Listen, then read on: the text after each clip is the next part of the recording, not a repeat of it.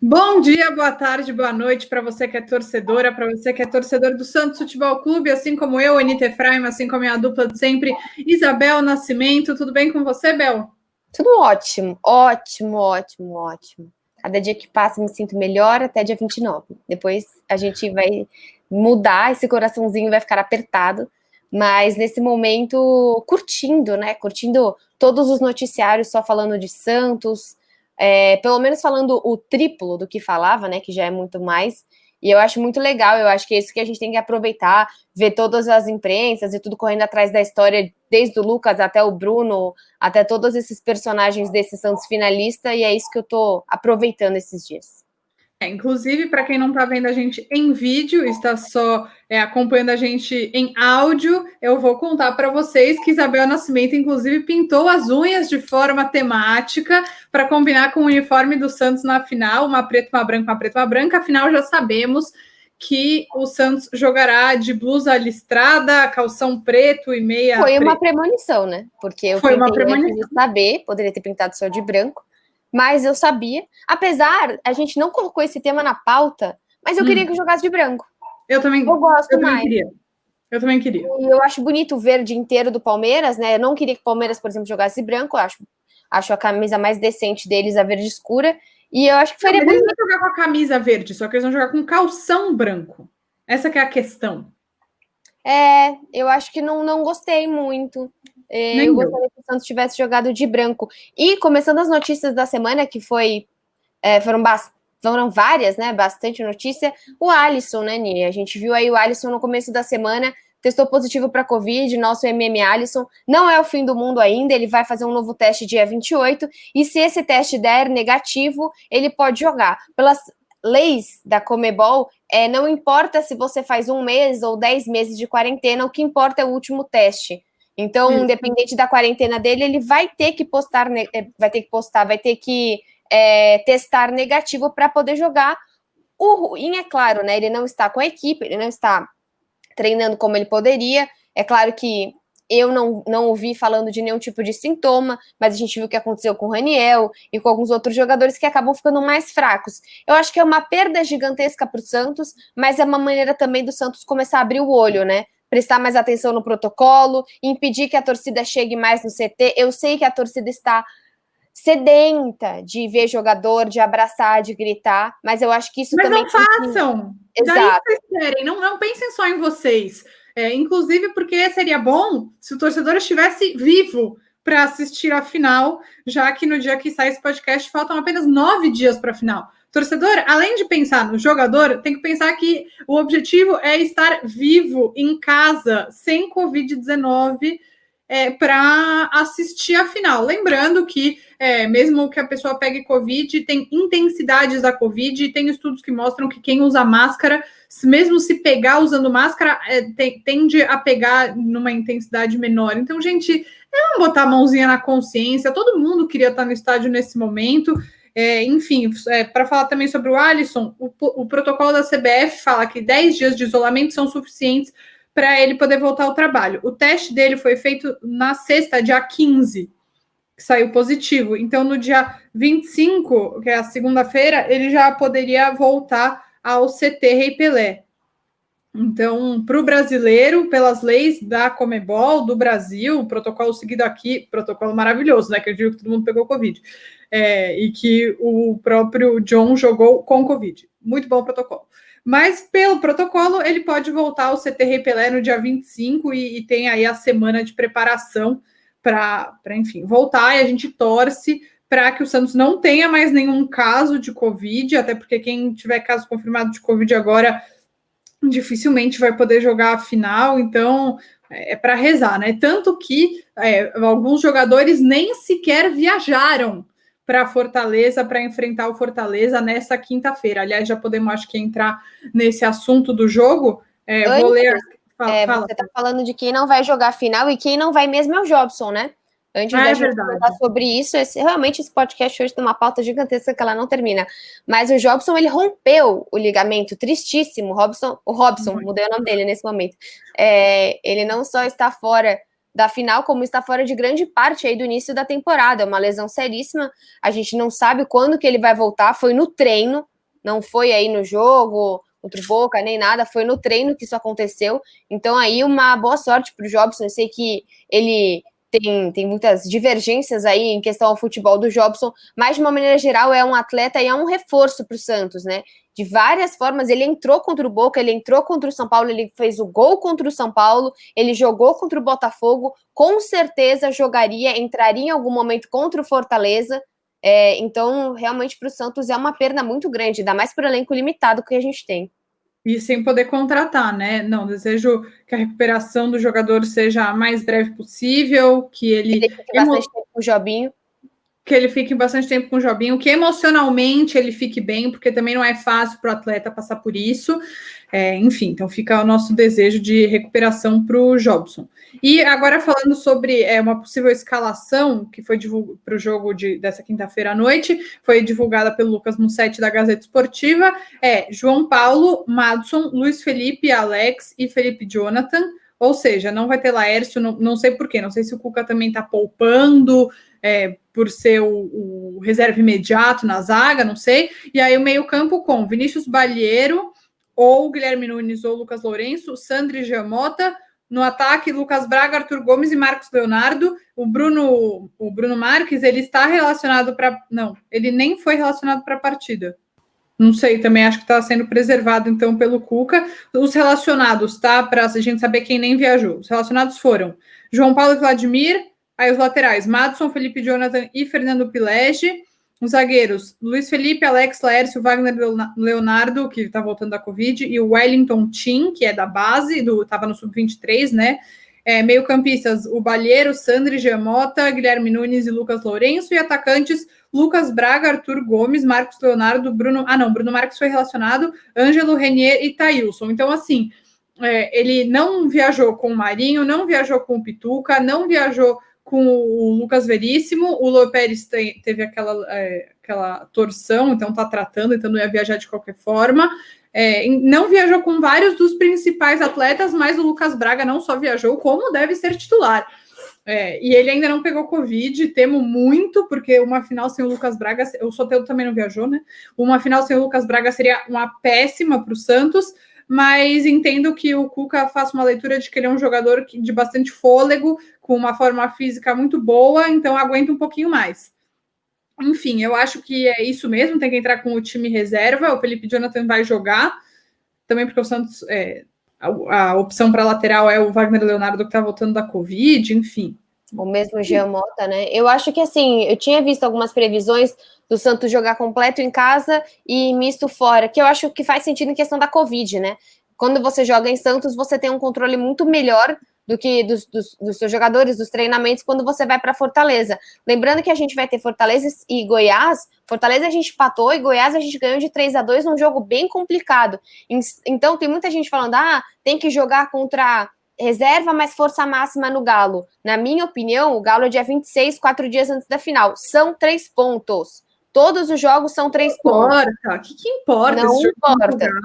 Eu acho que o jogo contra o Galo você vai entrar com o sub-11, porque se alguém se machucar, eu mato o cara que machucou o meu jogadorzinho. Então, eu tenho certeza que o Santos precisa fazer bons resultados, até para deixar o time o máximo reserva possível contra o Galo, né? Esse time que a gente tá vendo, achei interessante, você falou que não viajou com o Laércio, né? Viajou, mas ele não vai ser titular. Mas não vai ser titular. É um time que o Cuca, ele vai... É diferente dos outros times, né? Se você pegar um Palmeiras ou um Flamengo, você tem os seus titulares, mas o time do Santos, ele é tão limitado em questão de quantidade mesmo, de jogadores, quantidade de opções, é o que a Anitta acabou de falar. Você não tem reserva para Felipe Jonathan. O que acontece depois são improvisos, né? Que qualquer jogador que faça bons jogos, se o Balieiro arrasar e jogar muito bem contra o Fortaleza, contra o Goiás e, por exemplo, contra o Galo, já pode ser uma opção de titular na final. Então eu acho que esse time que vai jogar esses 3 jogos tem plena noção que um bom desempenho deles pode colocá-los numa final de Libertadores. Então, isso que é muito interessante do Santos, que você não tem um 11 fechado. Você tem uma ideia, é claro, mas você tem alterações, principalmente no meio de campo, seja com o Soteldo, seja com o Sandri, seja talvez com o Balieiro, agora com a ausência do Jobson, que podem acontecer. E sobre o Lucas Braga, eu acho que é muito isso. Talvez o Cuca teme um pouco o nervosismo do Lucas Braga. Lembrando que é um jogador que nunca tinha jogado a Série A antes de entrar no Santos. Então é um jogador que, assim como qualquer outro, mas pode sentir mais uma final, e ele quer dar para ele jogos importantes antes, para ele também ele se preparando, né? Todo mundo sabe que jogo da final, ele é metade talento, habilidade e treinamento, e ele é metade psicológico, né? Sim, com certeza, ainda mais uma final de Libertadores, jogo único. Contra um rival. Contra um rival, no Maracanã. Que deu em 2015, e que ninguém aguenta a cara do Prazo até hoje. Eu não quero nem falar disso. Não quero nem voltar nesse tema. Mas uma coisa que me chamou a atenção, que eu queria falar, nos relacionados para a partida, é que o Ivonei não aparece na lista. Eu queria entender o que acontece, porque eu não acho que ele tenha, assim, eu acho que ele entrou melhor do que o Lucas Lourenço, por exemplo, quando entrou. E ele não é relacionado, eu não consigo entender por quê. Não sei se tem alguma coisa extra-campo. A única coisa que a gente sabe foi aquela vez que teve um jogo, se não me engano, em Goiânia, e ele e o Soteldo saíram para jantar, voltaram atrasados, mas assim, já faz um tempão, e o Soteldo está jogando. Oi? Isso é pequeno demais. Eu acho que no atual momento do Santos, nem se alguém faz algo super, incrivelmente surpreendente dentro do Santos, o Santos vai poupar esse jogador, porque não tem. Não tem. Então, tipo, o Guilherme Nunes, que voltou do empréstimo, que estava na Portuguesa. Tudo bem, ele é mais velho, mas foi relacionado, teve suas oportunidades, e o Ivonei a gente não vê. E eu acho muito estranho. Eu gostaria de saber mais o que está acontecendo. Enfim, se alguém tiver alguma informação, conta pra gente. Acho que chama atenção de forma negativa, claro, né? E fico feliz que o Sandri vá ter a oportunidade, mais uma vez, aí de mostrar seu futebol, porque a gente sabe que dificilmente ele vai ser, a gente imagina, né? Não sabe, imagina, que ele vai ser titular na final, porque o Cuca tem optado por entrar com o Lucas Braga pelo meio, o Soteldo pela ponta, e deu muito certo contra o Boca. Então, enfim, eu acho que é mais uma oportunidade para o Sandri, que é um jogador muito promissor. E acho também legal que o Marcos Leonardo volte a ter uma oportunidade, porque com a ascensão do Bruno Marques, ele acabou virando uma terceira opção, mas é um jogador de bastante potencial, com uma característica mais parecida com o Caio do que com o Bruno, né? Ele não é alto que nem o Bruno, mas se o jogo estiver pedindo uma outra coisa, tem o Bruno ali na reserva, como ele entrou contra o Botafogo e conseguiu fazer o gol, ele vai estar ali, e se precisar fazer essa substituição por uma questão estratégica, ele entra e pode ajudar o time também. É bom ver opções vindo da base. É importante ver que a gente não tem necessidade de contratar um centroavante. Pelo menos até ainda pelo gol, né? Eu acho que o Cuca mencionou isso, que a gente vai jogar com o João Paulo nesse jogo contra o Fortaleza, mas ele coloca muito o ponto de que o John ainda se recupera da Covid, né? E não questão de qualidade, não questão de ou mérito, ou questão de preferência do Cuca. E eu acho isso sensacional, que a gente não sabe quem vai ser o nosso goleiro na final da Libertadores. Isso mostra muito um talento do Santos, e é o que a gente está falando em questão de não precisar contratar. E nessa semana, em questão de gestão, né? Gestão política, aconteceram algumas coisas. Desde a gente vai falar agora dos ingressos, né, da divisão dos possíveis ingressos aí, convites que a CBL, eu tô inventando nomes hoje, já me coloquei na própria Comebol, com o CBF junto, que a Comebol entregou para o Santos, né, 150 convites, e também aí as demissões dentro da gestão Rueda. Esses convites, para quem viu alguma coisinha, a Comebol ela entregou acho que 150 para cada um dos finalistas, e o Santos pode fazer o que ele bem entende com isso. O que a gente precisa levar em consideração o Santos é um time falido. Então, em geral, qualquer tipo de doação do ingresso, o Santos está doando o ingresso, né? Então, muita gente questionou, porque no final, eu até tenho a divisão, se eu não me engano, foi em termos de acho que 30 para o comitê, 30 para o Conselho Deliberativo, alguma 25 coisa... 25 para sócio. 25 para sócio e o resto em torno dos jogadores. Não, e tem 45 para família de jogador e comissão técnica, 5, eu não estou fazendo a conta, mas o que eu lembro, 15 é para autoridades e patrocinadores, e 5, 1, 2, 3, 4, 5 para funcionários do clube. Então, eu acho que a gente pode questionar todos os pontos, mas antes de questionar, eu tenho certeza que foi muito difícil para o Rueda e para toda a gestão dele. Eu tenho certeza que se tivesse sido daqui um ano, com um ano de gestão, ele entendendo há um ano toda a parte política do Santos, essa divisão talvez seria de outra forma. Eu questiono muito a parte, principalmente do staff do Santos, de quem está lá, desde, sabe, aquele bingo que o Santos fez, que o Cuca deu uma TV para o garçom, isso é muito legal, porque o Santos, como o Alisson fala, né? Esse time é uma família, ele tá onde ele tá, não só por conta de quem joga, mas por conta de quem tá por trás mesmo. E eu acho que deveria ter valorizado mais essas pessoas. Tem muito, muito convite indo para conselheiro, muito convite indo para conselho de gestão e para o conselho deliberativo, diferente de você dar para os 8, 9 membros do conselho de gestão e você dar para o presidente do conselho deliberativo, né? E até uma outra... Tem muita questão dentro disso, mas é algo que eu fiquei pensando muito. E o Pérez, né? Assim, hoje a gente tem o Felipe Ximenes, que acabou de ser demitido. Ele não vai para a final. E querendo ou não, ele foi o superintendente de futebol na ascensão desse time, de setembro até agora. E ele não vai estar lá. E pode ir um conselheiro que acabou de entrar com o Rueda. Não que ele mereça mais do que o preparador físico do Santos, mas eu acho que realmente é uma divisão muito complicada quando ela vem no meio de troca de gestão, né? Não, muito complicada, assim, não tem fórmula certa. Qualquer coisa que eles fizessem a gerar críticas. Eu critiquei bastante, enfim, dei algumas sugestões que teve gente que criticou, ficou mandando indireta, eu ouvi, tá? Fiquem tranquilos. Até escrevi uma coluna sobre isso, falei de, por exemplo, ter atletas da base lá, eu acho que ter atletas da base que possam estar lá e aspirarem a chegarem nesse lugar, entenderem a grandeza do Santos Futebol Clube, para mim, Anitta, é mais importante do que ter gente do Conselho Deliberativo.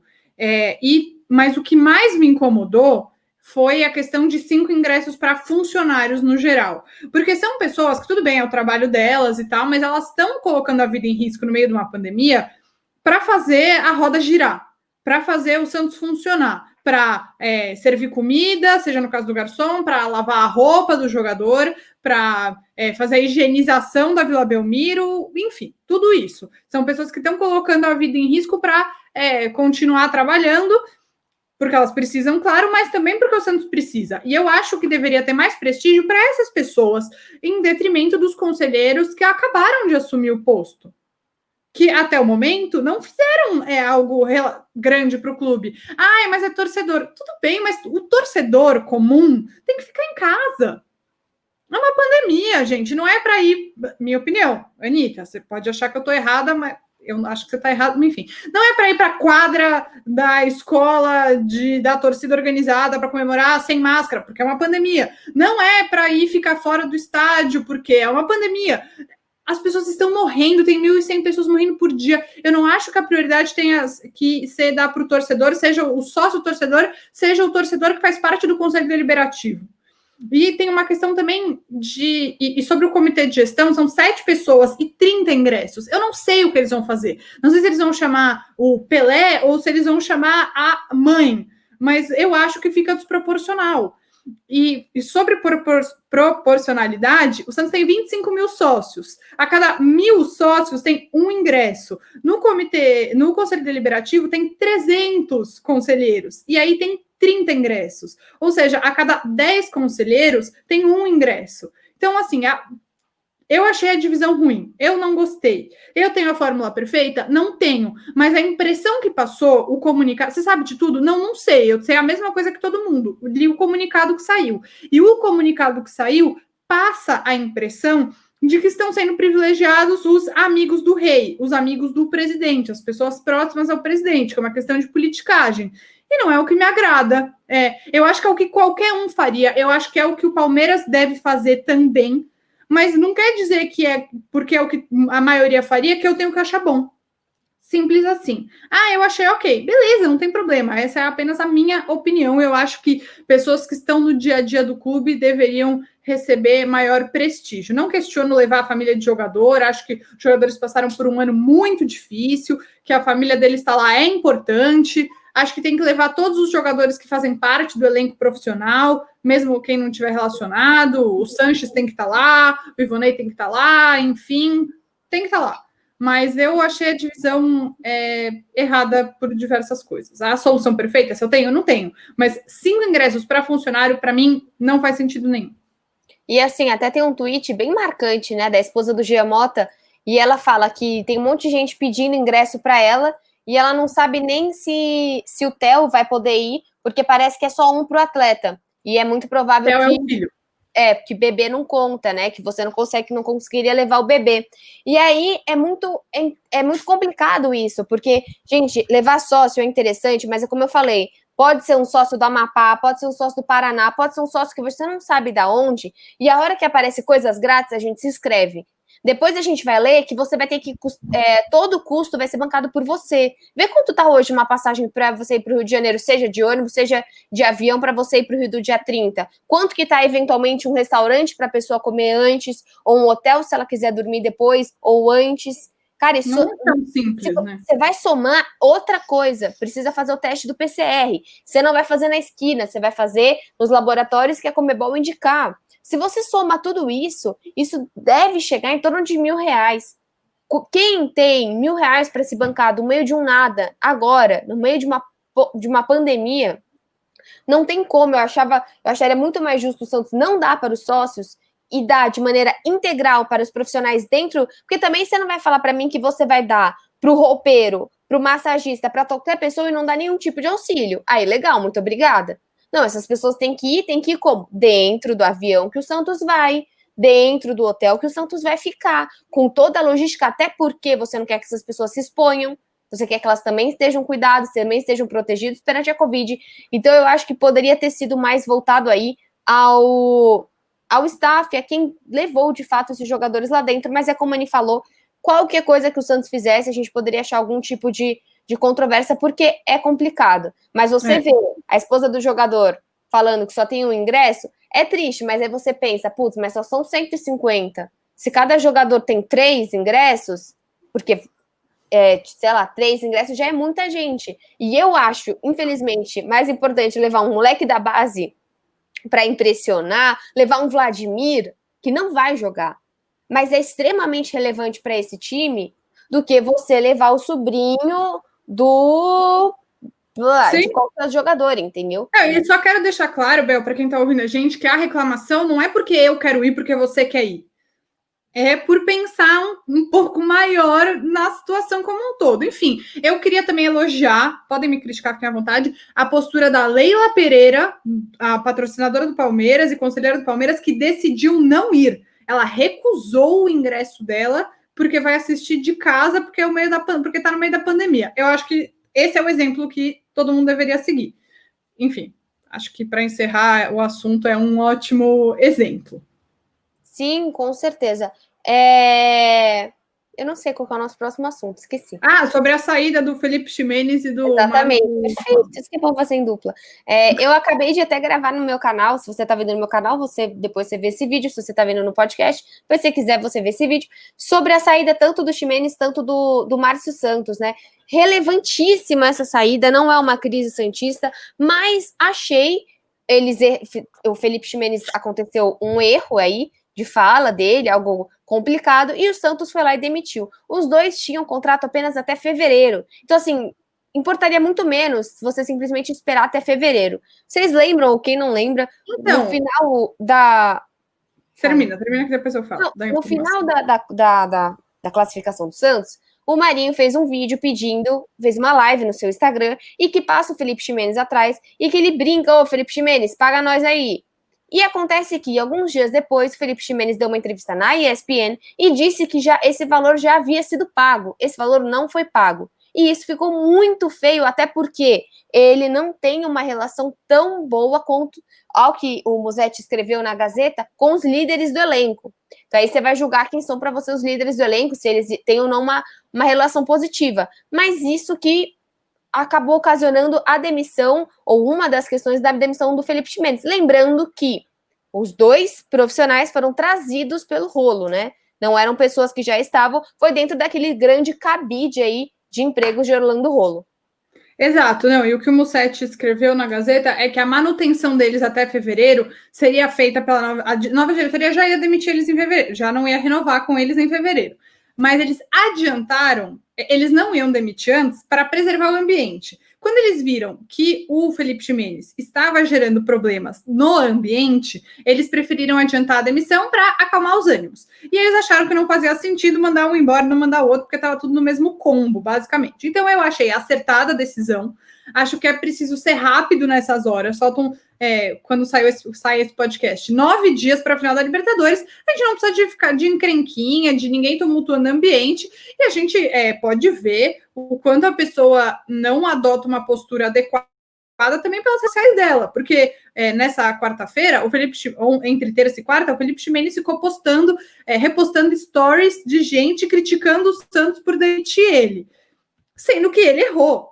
Então eu achei bem bizarro isso, não gostei da atitude dele, nem de mentir que tinha pago, porque isso chama mentira, não tem outro nome, não vou ficar usando meias palavras, ele falou uma coisa que não era verdade, e de ficar postando nas redes sociais, assim, ele foi contratado pelo Orlando Rolo, que contratou um monte de gente próxima a ele, enfim, várias decisões. E uma dessas pessoas é o Márcio Santos, né? O Márcio Santos é um cara que chegou no Santos como treinador. Desculpa, Márcio Santos, me perdoem pelo erro.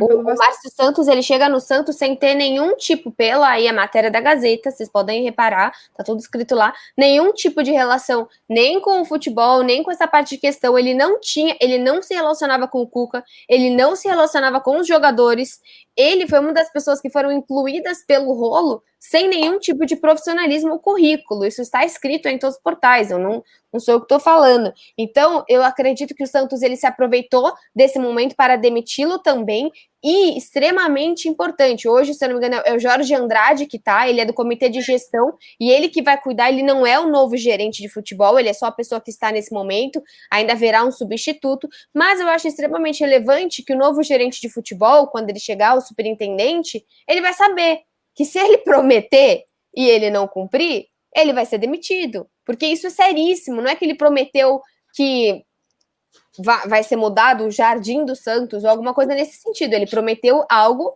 gigantesco, são salários, a motivação do jogador não é só a única motivação, mas é o óbvio. Então, e assim, fala a verdade, fala, tá difícil, mas a gente vai pagar assim que cair a premiação da Comebol, não tem que mentir, né, gente? Pelo amor de Deus, não mentir. E também, que assim, ó, a questão do Marinho ter feito essa live, para mim já é um erro do Marinho? Não, é uma consequência. Para o jogador ter a liberdade de passar o gerente de futebol, o superintendente de futebol atrás de você e falar, paga aí, ao vivo, é porque a famosa pirâmide invertida do Santos está exposta. Porque não era para existir um respeito. E por que o respeito não existe? Porque diversas vezes foi prometido e não foi dado para os jogadores. Não quer dizer, nosso Marinho está corretíssimo. Não acho que é uma postura correta, mas é uma postura de gestões que não conseguiam ter algum tipo de credibilidade com esses jogadores. Exatamente. E aí, o que o Abel falou, o Jorge Andrade vai assumir, né? Ele era da base, ele era o responsável pela base, ele é um profissional bastante valorizado no mercado. Quem já trabalhou com ele elogia muito. Então, vamos ver se é ele que fica no cargo ou se vem outra pessoa para o posto. Enfim, sobre esse assunto, acho que é isso. Acho que a gestão Rueda agiu corretamente, não tem por que tumultuar o ambiente e tem que pagar os jogadores. É isso. Exatamente. Vou nem entrar nesse mérito da live do Marinho, porque né, não quero ficar falando de mal de jogador agora. Mas para a gente fechar, Bel, nessa quarta-feira saiu o ranking das interações da semana nas redes sociais e o Santos, finalista da Libertadores, apareceu em primeiro lugar, achei muito legal. Então, no Facebook, o Santos é o segundo, com 1.660.000 interações. No Twitter está em primeiro, com 878.000 interações. Torcida, né? No Instagram são 6 milhões de interações e no total 8.590.000 interações. Exatamente. Então, para quem acha que a gente não tem torcida, a gente está, só para falar aqui direitinho o ranking, a gente inclusive está na frente do Flamengo, que é o segundo lugar, do Palmeiras, terceiro lugar, quarto lugar, Corinthians, quinto São Paulo, sexto Internacional e por aí vai. Mas é isso, né? Para quem quer falar que o Santos não tem torcida, que não sei o quê, né? Fica aí o recado. E que a gente é tudo velho, não seria tudo velho, né? Porque tá nas redes sociais também, muito ativo. Mas acho que também mostra um grande trabalho do Santos nas redes sociais, um trabalho a longo prazo, um trabalho significativo, um trabalho legal. Né? Hoje o Santos ele consegue ser respeitado em alguma coisa dentro da sua gestão, e é isso. Até o Vitor Sion, conselheiro do Santos, quando ele gravou aqui comigo, ele falou que ele vai manter. A questão do marketing não é a questão da comunicação, vamos separar. Comunicação é uma coisa, o marketing do Santos pode ser melhorado em muitos pontos, mas realmente a comunicação do Santos é excelente. Sim, e também acho que falando sobre comunicação, não é só redes sociais, mas também questão de assessoria de imprensa. Essa semana só deu o jogador do Santos, o Cuca, em tudo quanto é programa e tudo mais, também pela boa fase, claro, mas vê como não deixou a desejar, né? Quando veio a demanda pelo momento bom do Santos, veio também a resposta do clube em saber agir rapidamente, responder essas demandas. Isso tudo é importante e mostra que em alguns setores ainda há uma organização dentro do clube, né? Mas até porque, gente, tem que estar preparado, né? O videozinho. Não é um vídeo reativo, né? É um vídeo de organização, preparação, porque você não sabe se o Santos vai ganhar ou não. Passa 10 minutos, o vídeo já está pronto. Esse vídeo demora pelo menos 3, 4, 5 horas a ser feito, pensado, criado roteiro. Então, às vezes eu tenho vontade de saber todos os vídeos que o Santos perdeu e que o Santos e a Santos TV ia postar, que tava lá feitinho, e o Santos foi lá, tomou uma sacudida. Eu queria muito o dia que a Santos TV mandasse esses vídeos aí, só pra gente fingir que a gente ganhou todos os jogos do campeonato. Seria ótimo. Bel, só pra fechar, vou dar algumas informações aqui do futebol feminino, rapidamente. Bora. Para fazer um parênteses, bom, a gente já tem informação sobre 14 jogadoras do Santos que renovaram o contrato. Vou passar aqui rapidinho a lista, tá? As goleiras, a Michelle e a Camila Gomes, zagueira, a Tayla e a Dai Silva, lateral, a Fê Palermo, no meio campo, Bia Menezes, Rita Bov, a Eriquinha, a Brena, a Taizinha, que está se recuperando de cirurgia no joelho, e no ataque, Cris Kathleen, Maria Dias e Amanda Gutierrez. Já, o que eu sei, já tem contratação que está acertada, mas vão esperar para anunciar no dia da reapresentação do elenco. Quando ia ser dia 22 e foi adiada para a semana que vem. Não sei ainda o dia, mas deve ser na semana que vem. Treinador. O Guilherme está de férias, ainda não teve a troca oficial, mas já há uma negociação com um novo nome e o Guilherme não vai permanecer. Desejo toda a sorte do mundo a ele no novo trabalho.